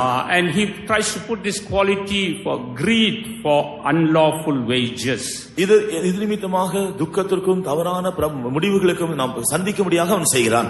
He tries to put in that greed for unlawful wages. தவறான அநீதத்தின் கூலியை நாம் விரும்பும்படியான அப்படிப்பட்டதான ஒரு தவறான வாஞ்சை விருப்பத்தை நமக்கு that is also the quality of this wolf. அதுவும் கூட இந்த ஓநாயினுடைய ஒரு சுபாவம். But tonight the Lord wants to deliver us from such erroneous character. ஆனால் அப்படிப்பட்ட பொல்லாத சுபாவங்களிலிருந்து நாம் விடுதலையாக்கப்படும்படியாக நம்முடைய கர்த்தர் என்று நமக்கு அழைக்கிறார். Here we read they are like wolves ravening the prey to shed blood and to destroy souls and to get dishonest gain. Ezekiel 22:27. அதன் நடுவில் இருக்கிற அதன் பிரபுக்கள் இறை கவுகிற ஓநாய்களை போல் இருக்கிறார்கள். அநியாயமாய் பொருள் சம்பாதிப்பதற்கு ரத்தம் சிந்துகிறார்கள், ஆத்துமாக்களை கொள்ளையிடுகிறார்கள். Praise be to God. தேவனுக்கு ஸ்தோத்திரம். Such qualities are not from the good shepherd. இப்படிப்பட்டதான சுபாவங்கள் ஒரு நல்ல மேய்ப்பனுடைய ஜீவியத்தில் இருக்காது. These qualities are from the wicked shepherd. இந்த குணாதிசயங்கள், இந்த சுபாவங்கள் பொல்லாத மேய்ப்பனுக்குரியது. But God wants to, our good shepherd wants to deliver us from such erroneous character. ஆனால் இப்படிப்பட்ட பொல்லாத சுபாவங்களிலிருந்து நம்முடைய நல்ல மேய்ப்பன் நம்மை விடுதலையாக்க விரும்புகிறார். Even tonight he is waiting. If we come to him, he will help us to put off this wrong character. இந்த இரவும் அவர் நமக்காக காத்திருக்கிறார். நாம் அவரிடத்தில் வருவோம் என்றால் இந்த பொல்லாத சுபாவங்களை எல்லாம் நம்மை விட்டு அவர் அகற்றி விடுவார். And we see the false prophets are also compared to ravening wolves. கள்ள தீர்க்கதரிசி கூட இந்த பொல்லாத ஓநாய்களுக்கு அவர் ஒப்பிடப்படுகிறார்கள். In Isaiah chapter 9 verse 15 we read, one who teaches lies, he is like a false prophet. பொய் போதகம் பண்ணுகிறவன் கள்ள தீர்க்கதரிசியா இருக்கிறான் என்று ஏசாயா 9:15 நாம் படிக்கிறோம். The enemy is compared to this false prophet. சத்துருவானவன் இந்த கள்ள தீர்க்கதரிசிக்கு ஒப்பாக இருக்கிறான். He is working through the tail as we read in Revelation chapter 12. வெளிப்படுத்தல் 12 நாம் படிக்கிறது போல அவன் தன்னுடைய வாளினால் கிரியை செய்கிறான். The tail speaks about deceit. இந்த வாள் வஞ்சகத்தை காண்பிக்கிறது. Or erroneous teachings. அல்லது தவறான உபதேசங்களை காண்பிக்கிறது. Teachings by which people are deceived. ஜனங்கள் வஞ்சிக்கப்படுவதற்கு ஏதுவான அந்த துருபதேசங்கள். In these last days we see the enemy as a wicked shepherd. He is spreading this tares among God's people. இந்த கடைசி நாட்களில் இந்த போல சத்துருவாகிய பொல்லாத மேய்ப்பன் தேவனுடைய ஜனங்களுக்குள் இப்படிப்பட்ட கலைகளை எல்லாம் விதைத்துக் கொண்டிருக்கிறான். This erroneous doctrines and erroneous things. துருபதேசங்களையும் பொல்லாத காரியங்களையும் அவன் புகுத்திக் கொண்டிருக்கிறான். And we have to be careful so that we can be preserved from such things. அப்படிப்பட்ட காரியங்களிலிருந்தெல்லாம் நாம் நம்மை பாதுகாத்துக் கொள்ளும்படியாக நாம் மிகவும் ஜாக்கிரதையாக இருக்க வேண்டும். But when we are close to our good shepherd, he will keep us from such erroneous teachings. நாம் நம்முடைய நல்ல மேய்ப்பனிடத்திலே நெருங்குவோம் என்றால் இப்படிப்பட்ட எல்லா துருபதேசங்களிலிருந்து அவர் நம்மை தப்புவிப்பார். Our good shepherd will feed us with sound words, sound doctrine. நம்முடைய நல்ல மேய்ப்பன் ஆரோக்கியமான வார்த்தைகள் வசனங்களினால் நம்மை போஷிப்பார். Therefore let us come to the good shepherd tonight. ஆகவே இன்றிரவு நம்முடைய நல்ல மேய்ப்பனிடத்தில் நாம் வருவோமாக. He is just waiting to help every one of us. நாம் ஒவ்வொருவருக்கும் உதவி செய்யும்படியாக அவர் காத்திருக்கிறார். In whatever state maybe we are in, he is able to help us. எந்த நிலைமையிலே நாம் இருந்தாலும் அவர் நமக்கு உதவி செய்ய வல்லவராக இருக்கிறார். Praise be to God. தேவனுக்கு ஸ்தோத்திரம். This wicked shepherd is also called a foolish shepherd. இந்த பொல்லாத மேய்ப்பன் மதியீனமான மேய்ப்பன் என்று சொல்லப்படுகிறான். He makes us foolish. அவன் நம்மை புத்தியீனராக மாற்றி விடுகிறான். And it is not God's desires that we must be foolish. நாம் புத்தியீனராக மாறுவது தேவனுடைய விருப்பம் அல்ல. But it is this wicked shepherd who makes us foolish. ஆனால் இந்த பொல்லாத மேய்ப்பன் நம்மை புத்தியீனராக மாற்றி விடுகிறான். In Zechariah chapter 11 verses 13 to 16 we read the qualities of the foolish shepherd. சகரியா 11:13 முதல் 16 முடிய படிக்கும் பொழுது இந்த மதியீனமான மேய்ப்பனுடைய தன்மைகளை பார்க்கிறோம். It is the enemy who is the foolish shepherd. சத்துருதான் இந்த மதியற்ற மேய்ப்பன்.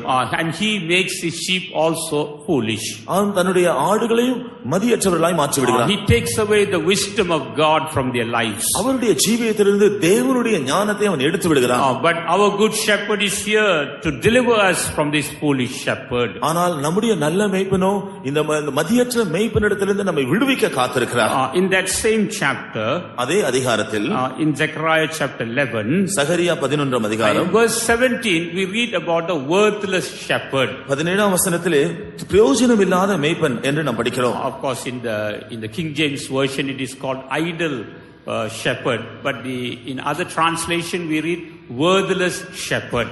கிங் ஜேம்ஸ் வெர்ஷனிலே அவன் ஒன்றும் செய்யாத ஒரு மேய்ப்பன் என்று படிக்கிறோம். ஆனால் மற்ற மொழிபெயர்ப்புகளே அவன் எதற்கும் பிரயோஜனம் இல்லாத மேய்ப்பன் என்று சொல்லப்படுகிறது.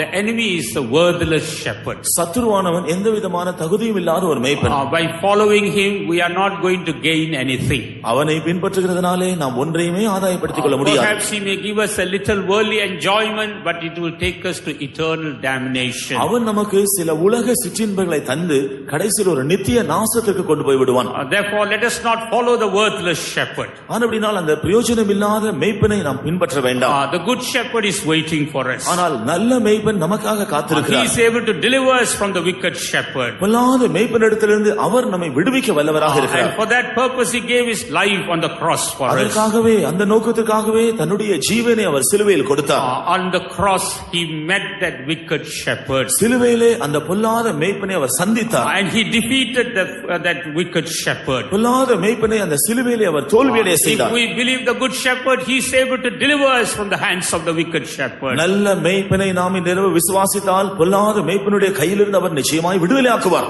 Let us come to the good shepherd tonight. இந்த இரவு நல்ல மேய்ப்பனிடத்திலே நாம் வருவோமாக. The good shepherd is waiting for every one of us. நல்ல மேய்ப்பன் நாம் ஒவ்வொருவருக்காகவும் காத்திருக்கிறார். Shall we see a few qualities about this good shepherd? நாம் இந்த நல்ல மேய்ப்பனுடைய நல்ல சுபாவங்களை நாம் கவனிப்போமாக. When we turn to Isaiah chapter 40, ஏசாயா 40 அதிகாரம் verse 11. 11 வசனம். மேய்ப்பனை போல தமது மந்தையை மேய்ப்பார், ஆட்டுக்குட்டிகளை தமது புயத்தினால் சேர்த்து தமது மடியிலே சுமந்து கரவலாடுகளை மெதுவாய் நடத்துவார். He shall feed his flock like a shepherd. He shall gather the lambs with his arm and carry them in his bosom, and shall gently lead those that are with young. Praise be to God. தேவனுக்கு ஸ்தோத்திரம். Look at our good shepherd. நம்முடைய நல்ல மேய்ப்பனை பாருங்கள். He shall gather the lambs with his arms. அவர் தம்முடைய புயத்தினால் மந்தையை சேர்ப்பார். He will gather the lambs with his arms. அவர் ஆட்டுக்குட்டிகளை தம்முடைய புயத்தினால் சேர்ப்பார். You may be like a lamb not knowing what to do. நீங்கள் என்ன செய்வது என்று அறியாத ஆட்டுக்குட்டியை போல இருக்கலாம். But tonight the good shepherd is here waiting to take you in his arms. ஆனால் இன்று இரவோ நல்ல மேய்ப்பன் தம்முடைய புயத்தினால் உங்களை ஏற்றுக்கொள்ளும்படியாக உங்களுக்காக காத்திருக்கிறார். Whatever problem you may be in, he is waiting to gather you in his arms. நீங்கள் எந்த பிரச்சனையில் காணப்பட்டாலும் தம்முடைய புயத்தினால் உங்களை சேர்த்துக்கொள்ள அவர் காத்திருக்கிறார். You may not find anyone to comfort you and console you, but tonight the good shepherd is here with his arms outstretched towards you. ஒருவேளை உங்களை ஆற்றவோ தேற்றவோ ஒருவரும் இல்லாமல் இருக்கலாம், ஆனால் இந்த நல்ல மேய்ப்பன் தன்னுடைய புயத்தினால் உங்களை அரவணைத்துக் கொள்ள சேர்த்துக்கொள்ள காத்திருக்கிறார். Therefore come to that good shepherd tonight. ஆகவே இன்றிரவு அந்த நல்ல மேய்ப்பனிடத்திலே வாருங்கள். And you will find consolation and comfort in that good shepherd. அப்படி என்றால் நீங்கள் ஆறுதலையும் தேறுதலையும் அந்த நல்ல மேய்ப்பனிடத்திலே பெற்றுக்கொள்வீர்கள். He shall carry them in his bosom. அவர் தன்னுடைய மடியிலே உங்களை சுமப்பார். He will keep you safe in his bosom. அவர் தன்னுடைய மடியிலே உங்களை பத்திரமாய் வைத்துக் கொள்வார். Even as a mother carries a child, so also he will carry you in his bosom. ஒரு தாய் தன்னுடைய குழந்தையை சுமக்கிறது போல அவர் தன்னுடைய மடியில் நம்மை சுமந்து கொள்வார். Praise be to God. தேவனுக்கு ஸ்தோத்திரம். He shall gently lead those that are with young. கரவலாடுகளை மெதுவாய் நடத்துவார். Those who are going through various problems and travail in their lives, he is able to lead them gently. பலவிதமான போராட்டங்கள் பிரச்சனைகள் பெரும்பாடுகள் வழியாய் செல்கிறவர்களை அவர் மிகவும் மெதுவாய் நடத்துகிறார். He is not going to overdrive you. அவர் உங்களை வேகமாக ஓட்ட மாட்டார். We may think, he will overdrive us and put too much of burden upon us. அவர் நம்மை மிகவும் வேகமாக நடத்தி அதிகமான பாரத்தை நம்ம மேல் சுமத்துகிறாரே என்று நாம் ஒருவேளை நினைக்கலாம். But the Lord will never do that. ஆனால் கர்த்தர் ஒருபோதும் அதை செய்ய மாட்டார். The word of God says he will not allow any temptation beyond measure. அவர் நாம் நம்முடைய திராணிக்கு மேலாக எந்த சோதனையும் அனுமதிக்க மாட்டார் என்று வேதவசனம் சொல்கிறது. But along with the temptation he will make a way of escape. அப்படி வந்தாலும் அந்த சோதனையோடு கூட தப்பிக்கொள்ளக்கூடியதான ஒரு வழியை உண்டாக்குகிறார். We have got such a good shepherd. நமக்கு அப்படிப்பட்ட ஒரு நல்ல மேய்ப்பன் இருக்கிறார். Even tonight that good shepherd is waiting for us. இன்றிரவும் அந்த நல்ல மேய்ப்பன் நமக்காக காத்திருக்கிறார். Therefore let us come to that good shepherd. ஆகவே அந்த நல்ல மேய்ப்பனிடத்திலே நாம் வருவோமாக. Praise be to God. தேவனுக்கு ஸ்தோத்திரம். When we go back to our key words, நம்முடைய பிரசங்க வார்த்தையை நாம் மறுபடியும் கவனிக்கும் பொழுது there we read, the Lord is my shepherd. கர்த்தர் என் மேய்ப்பனாய் இருக்கிறார் என்று I shall not want. நான் தாழ்ச்சி அடையேன். Whatever our need may be, tonight we can bring it to our good shepherd. நம்முடைய தேவை என்னவா இருந்தாலும் சரி, இன்று இரவு நாம் அதை நம்முடைய மேய்ப்பனிடத்திலே நல்ல மேய்ப்பனிடத்தில் கொண்டு வருவோம். Our shepherd is not a poor person. நம்முடைய மேய்ப்பன் தரித்திரமான ஒருவர் அல்ல. Our shepherd is one who has got everything ready for us. நம்முடைய மேய்ப்பன் நமக்காக எல்லாவற்றையும் ஆயத்தமாக வைத்திருக்கிறவர். The moment we come to him, he knows what our needs and he will grant our needs. நாம் அவரிடத்தில் வருகிறதான நிமிஷத்தில் தானே நம்முடைய தேவை என்ன என்பதை அறிந்து அதையெல்லாம் நமக்கு கொடுப்பார். If you are worried about your future, you can come to the good shepherd tonight. எதிர்காலத்தை குறித்து நீங்கள் கவலைப்பட்டுக் கொண்டிருந்தால் நல்ல மேய்ப்பனிடத்தில் நீங்கள் வாருங்கள். If you are worried about your need, your family problems, come to that good shepherd. உங்களுடைய தேவைகளை பற்றியோ குடும்ப பிரச்சனைகளை பற்றியோ கவலை உடையவர்களா இருந்தால் நீங்கள் இந்த நல்ல மேய்ப்பனிடத்திலே வாருங்கள். He is waiting to undertake for you. உங்களை பொறுப்பெடுத்துக் கொள்ளும்படியாக அவர் உங்களுக்காகவே காத்திருக்கிறார். Praise be to God. தேவனுக்கு The ஸ்தோத்திரம். word of God says he leads me beside. He leads me in the green pastures. அவர் என்னை புல்லுள்ள இடங்களில் மேய்க்கிறார் என்று வேதவசனம் சொல்கிறது. He feeds me in the green pastures. அவர் என்னை பசும்புல்லுள்ள இடங்களில் என்னை மேய்க்கிறார். But before he feeds us, ஆனால் அவர் நம்மை மேய்ப்பதற்கு முன்பாக he wants us to lie down in green pastures. அவர் அந்த பசும்புல் தரையிலே நாம் படுத்துக்கொள்ள செய்கிறார். Praise be to God. தேவனுக்கு ஸ்தோத்திரம். What does the lying down in the green pastures show? பசும்புல்லில் தரையிலே படுத்துக்கொள்வது என்பது எதை காண்பிக்கிறது? That means receiving the rest and peace from God. தேவனிடத்திலிருந்து இளைப்பாறுதலையும் சமாதானத்தையும் பெற்றுக்கொள்வதை காண்பிக்கிறது. Tonight, if there is anyone without peace or rest, you can come to the good shepherd. இன்றிரவு யாருக்காகிலும் சமாதானமோ இளைப்பாறுதலோ இல்லாமல் இருந்தால் இந்த நல்ல மேய்ப்பனிடத்திலே நீங்கள் வாருங்கள். He is able to give you that peace and rest. அந்த இளைப்பாறுதலையும் சமாதானத்தையும் அவர் உங்களுக்கு கொடுக்க வல்லவராக If you இருக்கிறார். are troubled about your sins, you can come to him. பாவங்களை குறித்து நீங்கள் தொந்தரவுப்பட்டுக் கொண்டிருந்தால் அவரிடத்தில் வரலாம். He will forgive your sins and grant you rest and peace. அவருடைய பாவங்களை மன்னித்து சமாதானத்தையும் இளைப்பாறுதலை உங்களுக்கு கட்டளையிடுவார். And you can rest in green pastures. நீங்கள் பசும்புல் தரையிலே நீங்கள் அப்படியே இளைப்பாறலாம். Praise be to God. தேவனுக்கு ஸ்தோத்திரம். And he leads us beside still waters. அவர் அமர்ந்த தண்ணீர்கள் அண்டையில் நடத்துகிறார் என்று அவன் சொல்கிறான். It is not a troubled water. அது கலங்கினதான தண்ணீர் அல்ல. It is not a dirty water. அழுக்கான தண்ணீர் அல்ல. It is not a water full of filth. அசுத்தங்கள் நிறைந்த தண்ணீர் அல்ல. But it's still waters. அது அசைவில்லாமல் இருக்கிற அமர்ந்த தண்ணீர். Pure water. சுத்தமான தண்ணீர். What does this show? இது எதை காண்பிக்கிறது? Leading us to a good conscience. ஒரு நல்ல மனசாட்சியுள்ள அனுபவத்திற்கு நம்மை நடத்துவது. We may be troubled in our conscience. நம்முடைய மனசாட்சியிலே நாம் தொந்தரவுப்பட்டவர்களாக இருக்கலாம். Tonight our conscience may be like a troubled water.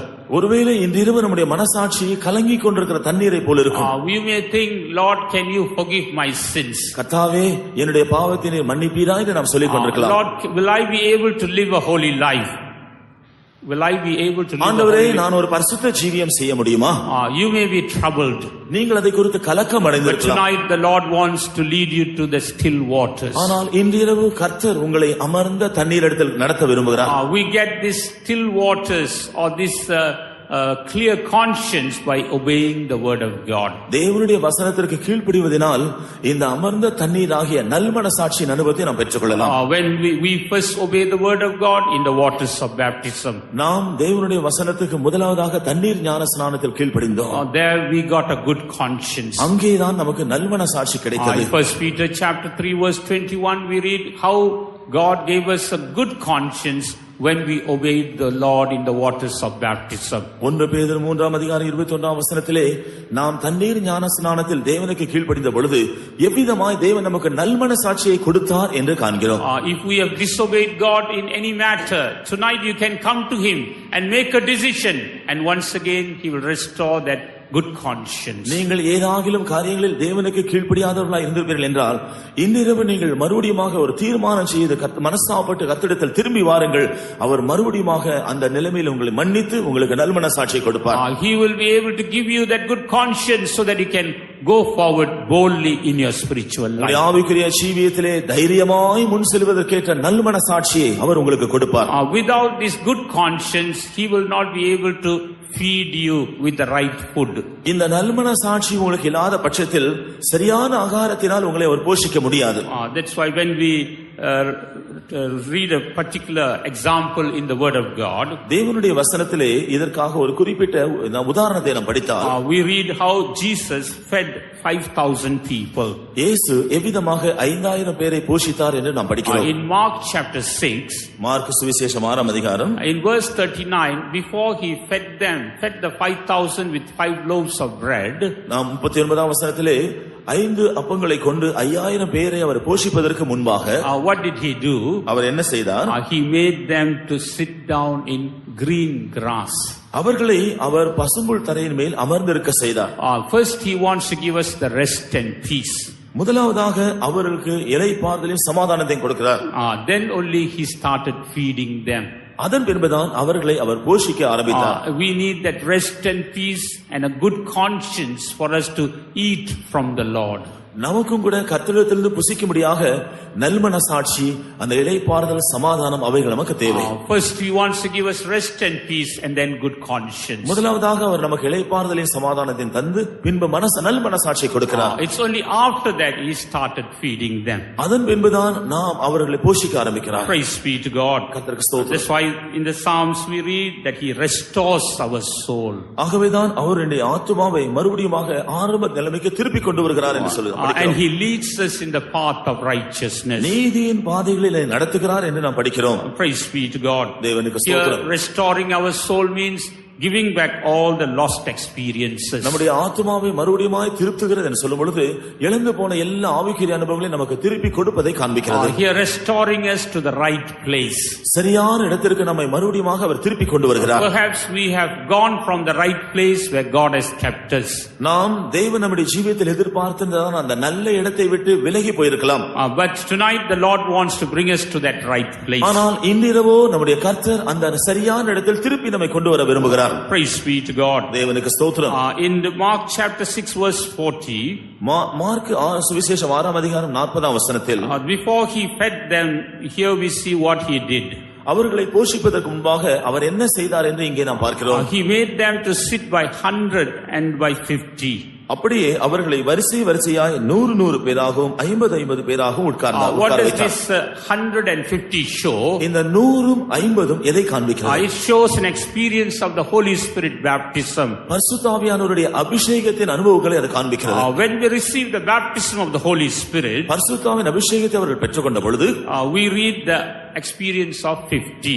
நாம் அந்த 50 என்ற அனுபவத்தை பெற்றுக்கொள்கிறோம். 50 means being united with the church of God. 50 என்று சொல்லும் பொழுது தேவனுடைய சபையோடு சேர்க்கப்படுவது. Are we becoming one body with through the baptism of the Holy Spirit? அல்லது பரிசுத்த ஆவியினாலே நாம் ஒரே சரீரமாய் மாற்றப்படுகிறோம். Praise be to God. தேவனுக்கு ஸ்தோத்திரம். And what does 100 show? 100 எதை காண்பிக்கிறது? It shows the perfection in Christ Jesus. கிறிஸ்து இயேசுவுக்குள் உள்ள பூரணத்தை காண்பிக்கிறது. In Colossians 2nd chapter, கொலோசியர் 2ஆம் அதிகாரம், in verse 10 when we read, 10ஆம் வசனத்தை நாம் படித்தால், we read Saint Paul says, you are complete in Christ Jesus. அவருக்குள் நீங்கள் பரிபூர்ணம் உள்ளவர்களாய், இயேசு கிறிஸ்துவுக்குள் பரிபூர்ணம் உள்ளவர்களாய் இருக்கிறீர்கள் என்று சொல்கிறார். The baptism of the Holy Spirit brings us into Christ. பரிசுத்த ஆவியின் அபிஷேகம் நம்மை கிறிஸ்துவுக்குள் கொண்டு வருகிறது. And in Christ we see the fullness. கிறிஸ்துவுக்குள், இயேசு கிறிஸ்துவுக்குள் அந்த நிறைவை நாம் பெற்றுக்கொள்கிறோம். We can go on enjoying the fullness as long as we are in Christ. கிறிஸ்துவுக்குள் காணப்படும் வரையிலும் அந்த நிறைவை நாம் அனுபவித்துக் கொண்டே இருக்கலாம். As long as we preserve the Holy Spirit baptism experience, we can enjoy the fullness of Christ. பரிசுத்த ஆவியின் அபிஷேகத்தின் அனுபவத்தை பாதுகாத்துக் கொள்ளும் வரையிலும் அந்த நிறைவை நாம் பெற்றுக்கொள்ளலாம். We can go on enjoying the fullness from Christ. கிறிஸ்துவினிடத்திலிருந்து அந்த நிறைவை நாம் அனுபவித்துக் கொண்டே செல்லலாம். We will not lack anything when we remain in Christ. கிறிஸ்துவுக்குள்ளே நாம் நிலைத்திருக்கும் பொழுது ஒன்றுமே நமக்கு குறைவுபடாது. Praise be to God. தேவனுக்கு It's ஸ்தோத்திரம். only after that he fed them with these 5 loaves of ஆகவே bread. இந்த காரியங்களை எல்லாம் செய்த பின்புதான் 5 அப்பங்களை கொண்டு 5000 பேரை போஷித்தார். What does these 5 loaves show here? இங்கே இந்த 5 அப்பங்கள் எதை காண்பிக்கிறது? It shows the 5 experiences that comes through the word of God. தேவனுடைய வசனத்திலிருந்து நாம் பெற்று வருகிறதான 5 அனுபவங்களை அதை காண்பிக்கிறது. First he feeds us with the doctrines of the apostles. முதலாவதாக அவர் அப்போஸ்தலருடைய உபதேசத்தினால் அவர் நம்மை போஷிக்கிறார். When we come into the church of God, தேவனுடைய சபைக்குள் நாம் வரும் பொழுது we get these doctrines of the apostles. அப்போஸ்தலருடைய உபதேசம் நமக்கு கிடைக்கிறது. There he has appointed servants of God who will teach us the apostolic doctrine. அப்போஸ்தல உபதேசத்தை நமக்கு போதிக்கும்படியான தேவ ஊழியர்களை அவர் சபையிலே வைத்திருக்கிறார். In Acts 2:42 we read, and they continued steadfastly in the apostles' doctrine. அப்போஸ்தல நடவடிக்கைகள் 2ஆம் அதிகாரம் 42ஆம் வசனத்திலே அவர்கள் அப்போஸ்தலருடைய உபதேசத்திலே தரித்திருந்தார்கள் என்று படிக்கிறோம். Praise be to God. தேவனுக்கு ஸ்தோத்திரம். Next, what is the next loaf show? அடுத்த அப்பம் எதை காண்பிக்கிறது? It shows a revelation that we get. நாம் பெற்றுக்கொள்கிறதான வெளிப்படுத்தலை காண்பிக்கிறது. The revelation about Jesus Christ. இயேசு கிறிஸ்துவை பற்றிய வெளிப்படுத்தல். In John chapter 6 verse 33, யோவான் சுவிசேஷம் 6ஆம் அதிகாரம் 33ஆம் வசனத்தில் Jesus said, I am the bread who came down from heaven. பரலோகத்திலிருந்து இறங்கி வந்ததான அப்பம் நான் தான் என்று அவர் சொன்னார். I am that manna which came down from heaven. பரலோகத்திலிருந்து இறங்கி வந்த மன்னா நான் தான் என்று அவர் சொல்கிறார். Through the word of God, God gives us this revelation daily. தேவனுடைய வசனத்தின் மூலமாக இந்த வெளிப்படுத்தலை தேவன் நமக்கு அனுதினமும் கொடுக்கிறார். That's why we are expected to read the word of God and meditate the word of God daily. ஆகவேதான் நாம் தேவனுடைய வசனத்தை அனுதினமும் படித்து அதை தியானிக்கும்படியாக எதிர்பார்க்கப்படுகிறோம். And now we have printed this scripture reading record. வேதம் படிக்கக்கூடியதான அந்த வேத வாசிப்பு அட்டவணை நாங்கள் அச்சிட்டிருக்கிறோம். So that we could read every day without faith. ஒவ்வொரு நாளும் நாம் எந்த விதமான தவறு நாம் விட்டுவிடாமல் அனுதினமும் வேதம் படிக்க முடியாது. As we read those portions and meditate on those portions, God will give us revelation. அந்த வேத பகுதிகளெல்லாம் நாம் படித்து நாம் அதை தியானிக்கும் பொழுது தேவன் நமக்கு வெளிப்படுத்தல்களை கொடுப்பார். God will speak to us and tell us how we should live this life. தேவன் நம்மோடு பேசி நாம் எப்படி இந்த ஜீவியத்தை செய்யலாம் என்று அவர் நம்மை நடத்துவார். Praise be to God. தேவனுக்கு ஸ்தோத்திரம். And what does the third loaf show? மூன்றாவது அப்பம் எதை காண்பிக்கிறது? That speaks about the will of God. தேவ சித்தத்தை காண்பிக்கிறது. In John the Gospel chapter 4 verse 34, யோவான் சுவிசேஷம் 4ஆம் அதிகாரம் 34ஆம் வசனத்தில் there we read about the will of God. இங்கே தேவனுடைய சித்தத்தை குறித்து படிக்கிறோம்.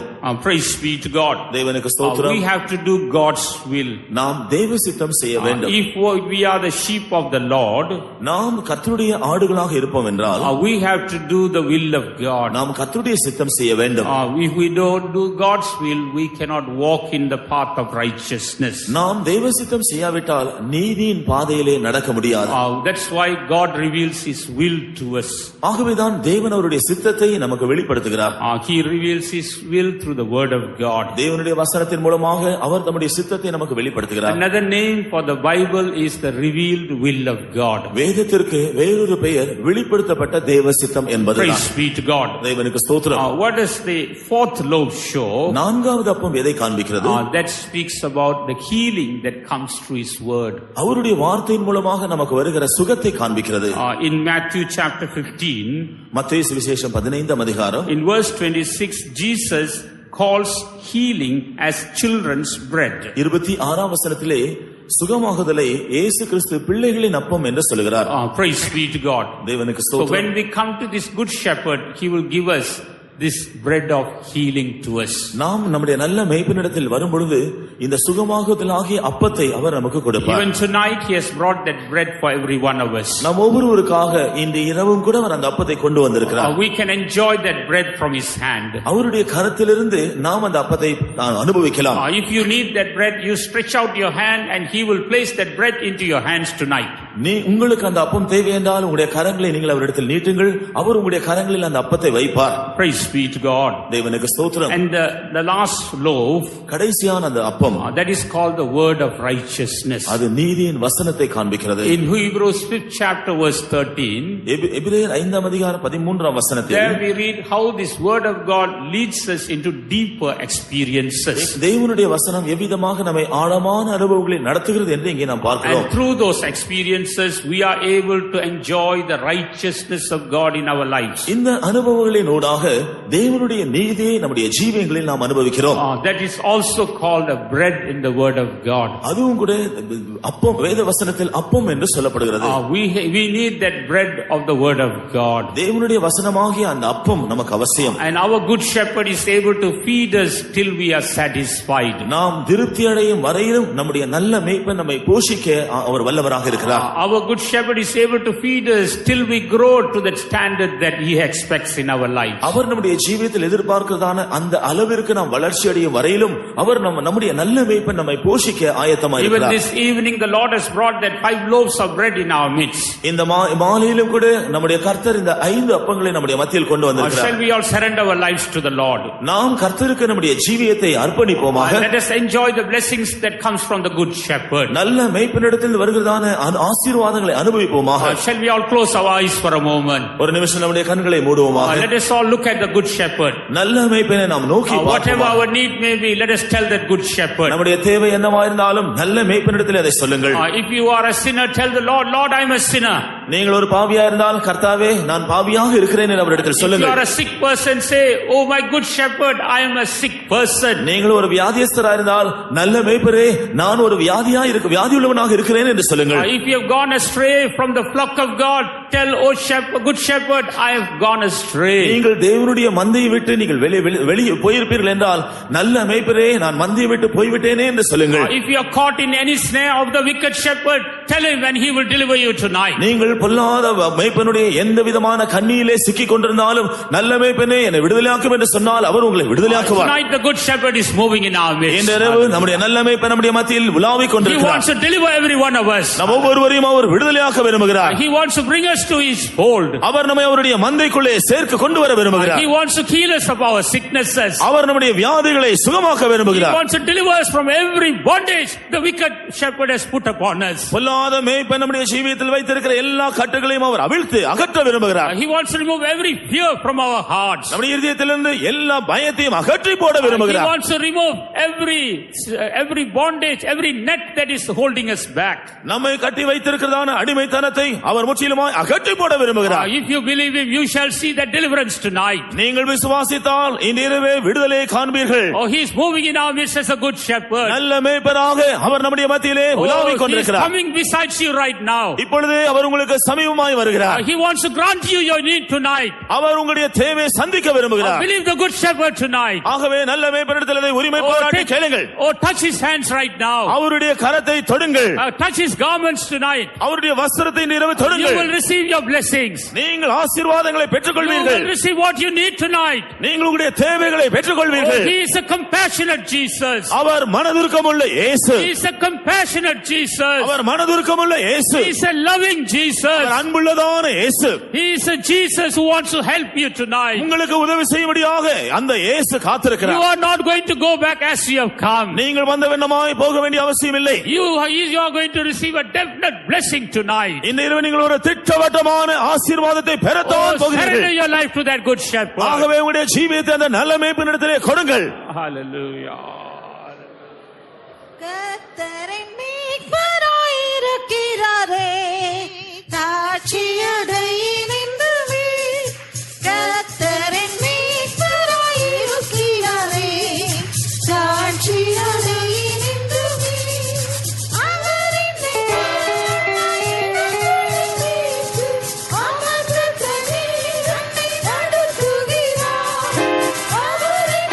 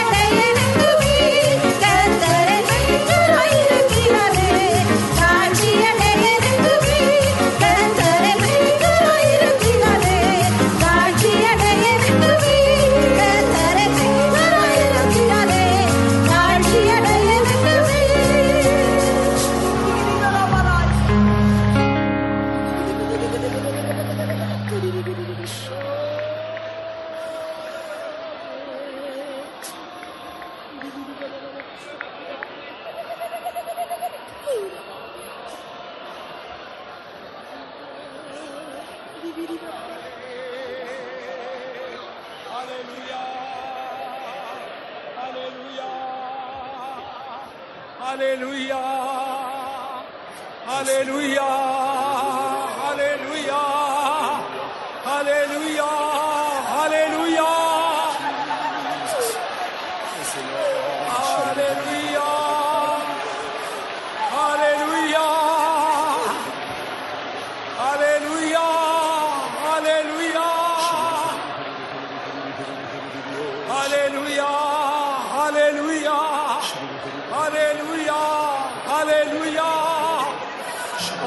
Amen. Hallelujah. Hallelujah. Hallelujah. Hallelujah. Hallelujah. Amen. Hallelujah. Oh, Ramdara, Sharamdara, Vigadachira, Sharamdara. Oh, Ramdara, Sharamdara, Vigadachira, Sharamdara. Hallelujah. Hallelujah. Hallelujah. Hallelujah. Hallelujah. Hallelujah. Amen. Hallelujah. Hallelujah. Oh, Ramdara, Shanamdara. Oh, Radhara, Shanamdara. Vigadachira, Shanamdara. Oh, Radhara, Tikkaramdara, Shanamdara. Hallelujah. Hallelujah. Hallelujah. Hallelujah.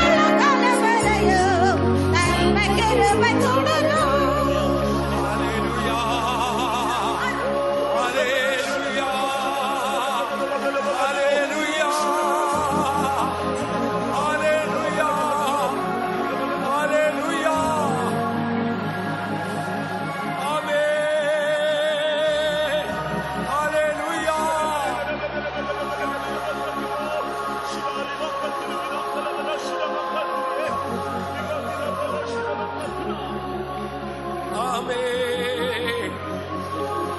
Amen. Amen.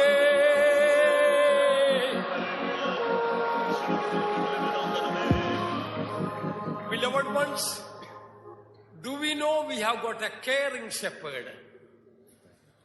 We have a caring shepherd. பிரியமானவர்களே, நம்மை உண்மையாய் பொறுப்பெடுத்துக் கொள்ளக்கூடிய பாரப்படக்கூடிய ஒரு நிமைப்பு நமக்கு இருக்கிறார் என்று நீங்கள் அறிவீர்களா? Do we know in Jesus we have a loving shepherd? இயேசுவிலே நம்மை அன்பு கூறுகிற ஒரு மேய்ப்பன் இருக்கிறதை நீங்கள் அறிவீர்களா? In Jesus we have a compassionate shepherd. இயேசுவிலே மனதுருக்கமுள்ள ஒரு மேய்ப்பன் இருக்கிறதை நீங்கள் அறிவீர்களா? In Jesus we have a defending shepherd. இயேசுவிலே நம்மை பாதுகாக்கக்கூடிய மேய்ப்பன் இருக்கிறார். In Jesus we have a feeding shepherd. இயேசுவிலே நம்மை குறித்து பரிதபிக்கக்கூடிய மேய்ப்பன் இருக்கிறார். He is a feeding shepherd, feeding us. Feeding us with அவர் நம்மை போஷிக்கிற மேய்ப்பன், அவர் நம்மை போஷிக்கிறார். In Jesus we have a guiding shepherd. இயேசுவிலே நம்மை வழிநடத்தக்கூடிய மேய்ப்பன் உண்டு. In Jesus we have a comforting shepherd. இயேசுவிலே நம்மை ஆறுதல் படுத்தக்கூடிய மேய்ப்பன் உண்டு. Let us rejoice in our shepherd. ஆகவே Let us rejoice in our shepherd. ஆகவே நாம் எல்லாரும் அந்த மேய்ப்பனிலே களிகூறுவோமாக. Wonderful shepherd. ஆச்சரியமான மேய்ப்பன். Gracious shepherd. கிருபையுள்ள மேய்ப்பன். Hallelujah. Hallelujah.